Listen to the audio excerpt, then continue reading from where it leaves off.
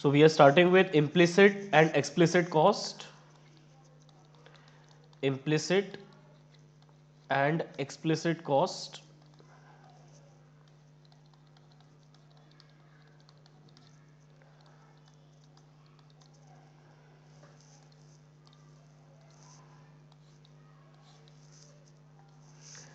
बेटा implicit cost वो होती है जहां पर मनी इन्वॉल्व नहीं होता है।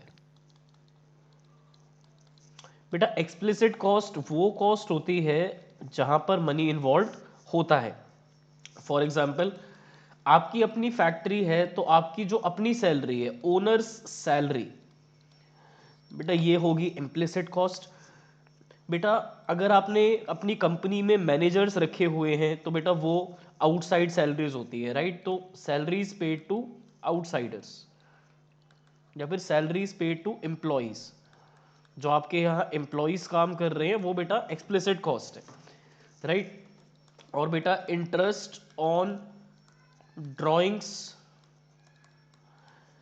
आपने कुछ पैसे बिजनेस से निकाल लिए तो उस पर जितना भी इंटरेस्ट बनता है, मान लो आपने सपोज करते हैं 10,000 रुपये आपने विड्रॉ करे बिजनेस से।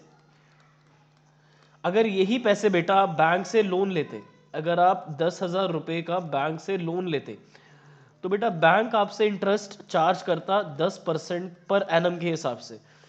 तो बेटा अगर ये वाला लोन आपका 6 मंथ्स के लिए जाता तो आपका इस पे कितना इंटरेस्ट बनता, तो you had to pay interest of ₹500, interest to be paid. बेटा 10,000 रुपये पे 10% लगता पर 6 महीने का, 6 मंथ्स के लिए लोन लिया ना, 6 महीने का, तो 12 महीने में से 6 महीने तक का इंटरेस्ट लगता। तो बेटा 6 से 12 कैंसिल, और बेटा यहाँ या फिर ऐसे कर लो इन 2 जीरो से, बेटा ये 2 जीरो आप कैंसिल आउट कर लो, एंड बेटा यहाँ से ये 2 से 5 कैंसिल, और बेटा 500 रुपीज़ का आपका बन जाता बेटा इंटरेस्ट टू बी पेड। तो बेटा interest to be paid on loan एक एक्सप्लिसिट कॉस्ट है। Interest to be paid on loan, जो लोन आपने लिया है उस पर इंटरेस्ट आपको देना पड़ता बैंक को। बैंक आपको फ्री में तो लोन देगा नहीं बेटा, बैंक की सारी इनकम लोन जनरेट करके ही होती है, जो इंटरेस्ट वो चार्ज करते हैं, ठीक है ना। तो 10,000 का 10% तो 1,000 बनता है, पर 6 मंथ्स के लिए लोन लिया तो बेटा 500 रुपये इंटरेस्ट बनता है। तो ये 500 रुपये बेटा एक एक्सप्लिसिट कॉस्ट है, क्योंकि यहाँ पर मनी इन्वॉल्व है, ये एक्चुअल पेमेंट है बेटा। पर हम यहाँ पर बात करें इंटरेस्ट ऑन ड्रॉइंग्स की अगर, तो बेटा अगर आपने बिजनेस से 10,000 रुपये निकाल लिए तो बेटा आफ्टर 6 मंथ्स आपको बिजनेस में कायदे से 500 रुपये इंटरेस्ट डालना चाहिए। तो इतना इंटरेस्ट तो बनता है, बिजनेस की इनकम होनी चाहिए ना, क्योंकि आपने बिजनेस से पैसे निकाल लिए तो इसका मतलब ये थोड़ी है कि वो आपको फ्री में पैसे मिल गए थे। बेटा एक कंपनी या बिजनेस एक इंडिविजुअल पर्सन से अलग होता है। एक पर्सन का जो बिजनेस होता है वो अलग होता है, और इंसान बेटा अलग होता है। बिजनेस एक सेपरेट एंटिटी माना जाता है, ठीक है बेटा। रिलायंस अलग है, मुकेश अंबानी जी अलग है, राइट। एप्पल अलग है, टिम कुक अलग है, फेसबुक अलग है, मार्क जकरबर्ग अलग है, राइट। तो बेटा जो कंपनी का प्रॉफिट होता है उस पर कॉर्पोरेट टैक्स लगता है, एक पर्सन की जो इनकम होती है उस पर वो इनकम टैक्स देता है। इन सेम वे अगर आप बिजनेस से कुछ पैसे निकाल रहे हो तो बेटा आपको बिजनेस में कायदे से इंटरेस्ट के साथ वो पैसे वापस करने हैं। पर जनरली क्या होता है, अपना बिजनेस है, वो वाली बात आ जाती है। इसी फैक्टर की वजह से आपको 500 रुपये एक्चुअली बिजनेस में डिपॉजिट नहीं करने हैं आपको। आपने मान लो अपनी ड्रॉर से 10,000 रुपये निकाले थे, तो 6 महीने के बाद बेटा आपको 10,500 रुपये दराज में वापस डालने हैं बिजनेस के। 500 रुपये बिजनेस का इंटरेस्ट है, पर आप वो एक्चुअल मनी डालोगे ही नहीं, आप बस रिकॉर्ड कर लोगे कि ड्रॉइंग्स 10,000 रुपये की करी है और 500 रुपये का उस पर कायदे से इंटरेस्ट बनता है। तो बेटा ये एक इम्प्लिसिट कॉस्ट है, जहां पे बेसिकली आपको एक्चुअली पैसे देने नहीं है, पर आप रिकॉर्डिंग करोगे बुक्स में कि हाँ इतनी कॉस्ट बिजनेस की आई है, 500 रुपये का बिजनेस को लॉस हुआ है, क्योंकि वो पैसे अब बिजनेस में नहीं आ रहे ना बेटा, क्योंकि मैं तो डालने नहीं वाला, मेरा अपना बिजनेस है, ठीक है। अगर मैं वो पैसे डाल देता तो बिजनेस की इंटरेस्ट इनकम हो जाती, पर मैंने तो रिकॉर्ड कर लिया कि मेरा 500 रुपये का घाटा हुआ है, क्योंकि मैं बिजनेस में वो पैसे नहीं डाल रहा, तो बिजनेस की कॉस्ट है वो 500 रुपये गए। जो 10,000 रुपये लिए थे वो तो गए ड्राइंग्स में, बट जो 500 रुपये लिए थे वो इंटरेस्ट है, ठीक है। हाँ, अगर मैं वो 10,000 रुपये वापस डाल दूं 6 महीने के बाद बैंक में मतलब सॉरी बैंक बोल रहा हूँ, कंपनी में वापस, तो बेटा जो 500 रुपीज का उस पर इंटरेस्ट बनता है वो लॉस हो गया, वो लॉस हो गया। क्योंकि वही 10,000 रुपये अगर मैं किसी को लोन देता तो वो मुझे 500 रुपये का और इंटरेस्ट उस पर देता है ना, क्योंकि अगर वो बैंक से लोन लेगा तो बैंक तो 500 रुपये का इंटरेस्ट चार्ज करे, मैं क्यों कम चार्ज करूं, ठीक है। तो 500 रुपये बिजनेस का घाटा हुआ है, 500 रुपये अब वो नहीं मिलेंगे तो वो बेटा बिजनेस की कॉस्ट है, इम्प्लिसिट कॉस्ट है, राइट। बेटा इसी सेम वे में एक और होता है इंटरेस्ट ऑन कैपिटल।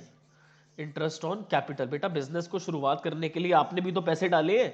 अगर आप बिजनेस से पैसे निकाल रहे हो और बिजनेस का उसमें इंटरेस्ट का लॉस हो रहा है, तो बेटा उसी वे में जो पैसे आपने इन्वेस्ट करके बिजनेस की शुरुआत करी थी उसमें आपका भी तो इंटरेस्ट बनता है, क्योंकि आप वो पैसे बैंक में डाल सकते थे, एफडी करवा सकते थे उस पैसे की, ठीक है। तो आपको उस पर कुछ प्रॉफिट मिलता, आपको उसमें कुछ प्रॉफिट मिलता, ठीक है।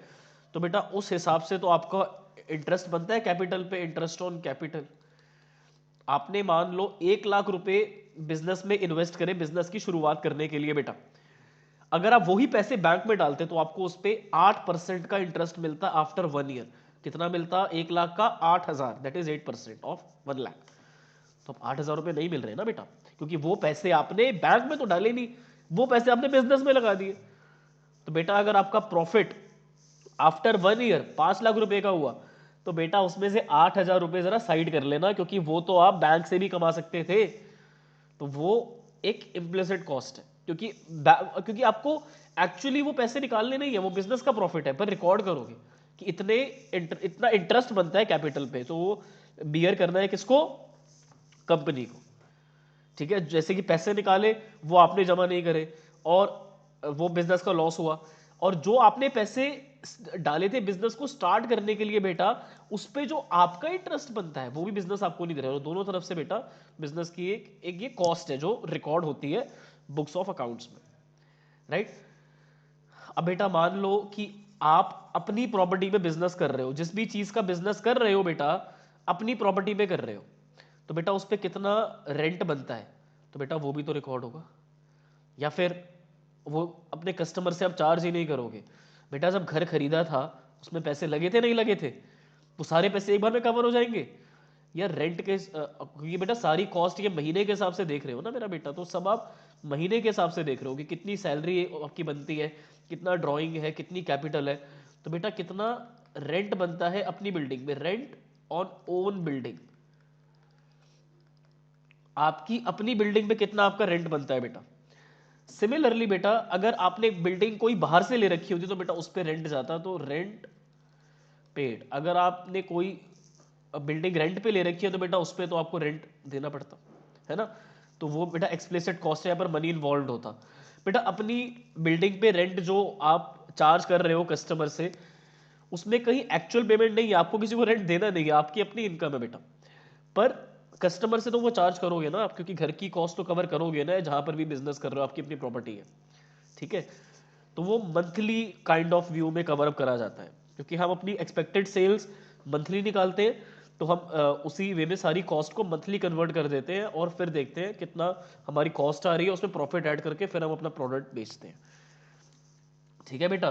तो इम्प्लिसिट कॉस्ट एक इम्प्यूटेड वैल्यू है, कितनी वैल्यू बनती है किसी पर्टिकुलर चीज की, और उसमें कहीं एक्चुअल पैसों का इन्वॉल्वमेंट नहीं होगा। आप खुद को थोड़ी सैलरी दोगे, बट रिकॉर्ड तो करोगे ना इतनी सैलरी आपकी बनती है। आपने जो पैसे बिजनेस से निकाले थे अपनी जरूरत के लिए, वो पैसे जब आप बैंक मतलब सॉरी जब आप वो पैसे कंपनी में वापस डालोगे बिजनेस में, तो आप उस पर जो इंटरेस्ट बनता है वो नहीं पैसे डालोगे, डालोगे तो बहुत अच्छी बात है, फिर तो यहाँ से बात ही खत्म होगी, फिर तो इसकी रिकॉर्डिंग ही नहीं होगी, ठीक है। वो तो नलीफाई हो गया, जितना इंटरेस्ट बनता है इंटरेस्ट इनकम होगी फिर तो वो।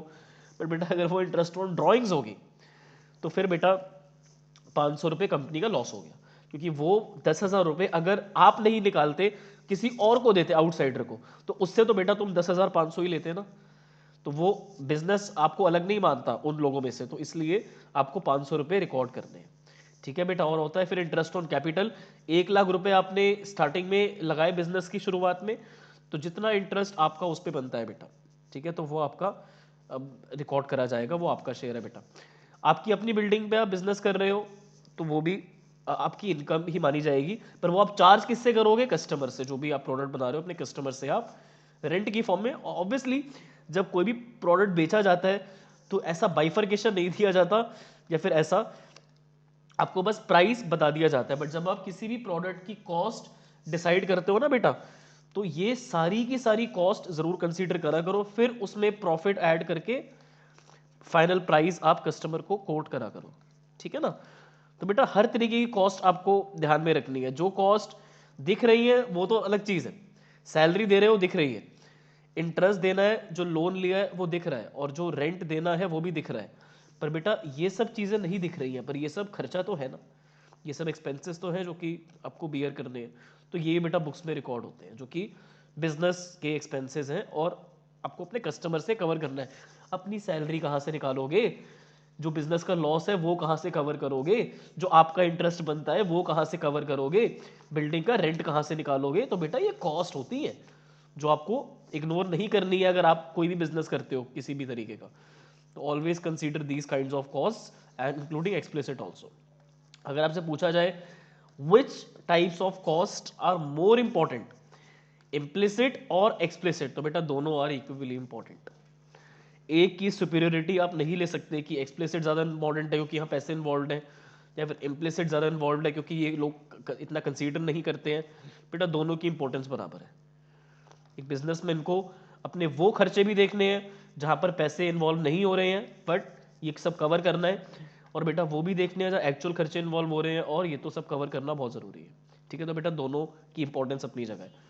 तो बेटा implicit cost plus explicit cost will make up the total cost. जो भी चीज़ आप बना रहे हो उसके टोटल कितना खर्चा आ रहा है, उसमें प्रॉफिट जोड़ दो और आप एक प्रोडक्ट का प्राइस बता सकते हो, ठीक है।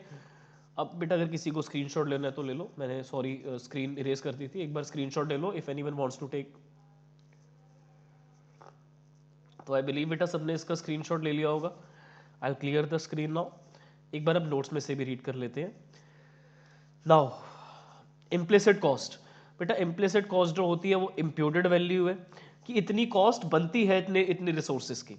एक्सप्लिसिट में बेटा एक्चुअली पैसे इन्वॉल्व होते हैं, ठीक है, तो एक्चुअल मनी इन्वॉल्व है बेटा एक्सप्लिसिट में। इम्प्लिसिट में बेटा एक्चुअल मनी इन्वॉल्व नहीं होता है। बेटा आपकी अपनी सैलरी कितनी बनती है, कितना बिजनेस आपको इंटरेस्ट ऑन कैपिटल देना चाहिए वो रिकॉर्ड करोगे। बेटा एक्सप्लिसिट में कितना रेंट आपने दिया, कितनी सैलरी आपने दी, वो सब एक्चुअल पेमेंट्स होती है, दैट इज इंक्लूडेड इन बेटा explicit cost. So I believe implicit and explicit are clear to all of you. So मैं इस चैप्टर के एंडिंग में आपको इससे रिलेटेड एक न्यूमेरिकल भी करवाऊंगा ताकि आपको क्लियर हो कि अगर इसका न्यूमेरिकल भी आ जाए तो आप लोग डिस्टिंग्विश कर पाओ कौन सी कॉस्ट इम्प्लिसिट होगी कौन सी कॉस्ट एक्सप्लिसिट होगी, बेटा तो पता होना चाहिए, राइट। तो I stop the recording for implicit explicit cost.